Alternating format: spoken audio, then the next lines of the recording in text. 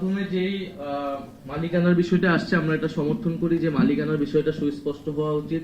একটি কর্পোরেট মালিকানা কতটি পত্রিকা থাকতে পারবে সে বিষয়ে আমাদের নীতি সুস্পষ্ট নীতিমালা প্রয়োজন। ফলে গণমাধ্যমগুলো জনগণের কথা না বলে বিশেষ রাজনৈতিক উদ্দেশ্য অনেক সময় ধারণ করে। মাধ্যম সংস্কার কমিশন আসলে অনেক আগেই হয়েছে, আমি উপদেষ্টা থাকার সময় হয়েছিল এবং আমাদের যে সময়সীমা সেই সময় ছিল যে গণমাধ্যম সংস্কার কমিশনের সুপারিশগুলা দ্রুত আসবে এবং বাস্তবায়ন হবে, সেটি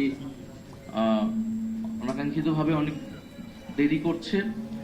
আমি মনে করি যে সেটি দ্রুত হওয়া উচিত, কারণ সেই সংস্কারের রূপরেখাগুলো আসলে এবং বাস্তবায়ন হওয়া শুরু করলে আমরা আসলে বলতে পারবো যে জুলাই গণঅভ্যুত্থানের পরে আসলে গণমাধ্যমের পরিবর্তনটা দৃশ্যমান হচ্ছে।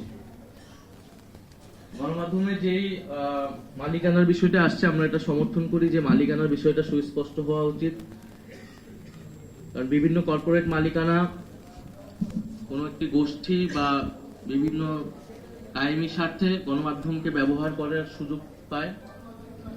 ফলে গণমাধ্যমগুলো জনগণের কথা না বলে বিশেষ রাজনৈতিক উদ্দেশ্য অনেক সময় ধারণ করে।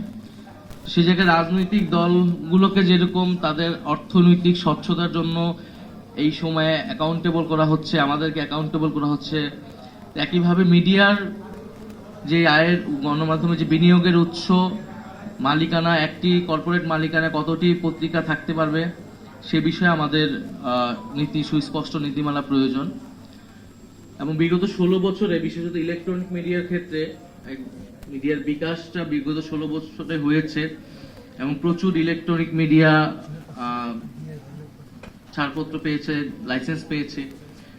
সেটারও আসলে নীতিমালা প্রয়োজন এবং সেই সময়ে যে উদ্দেশ্য থেকে বা যেই ধরনের ব্যবস্থাপনায় এই মিডিয়াগুলো তৈরি করা হয়েছিল, অভ্যুত্থান পরবর্তী সময়ে আসলে তাদের কি সেই মিডিয়াগুলো বিষয়ে আসলে কোনো ধরনের নীতি আসেনি। তো জাতীয় নাগরিক পার্টি মুক্ত গণমাধ্যমের পক্ষে বিশ্বাস করে এবং আমরা বিশ্বাস করি যে গণতন্ত্র চর্চার জন্য, মানুষের মত প্রকাশের স্বাধীনতার জন্য মুক্ত গণমাধ্যম একটি অতি গুরুত্বপূর্ণ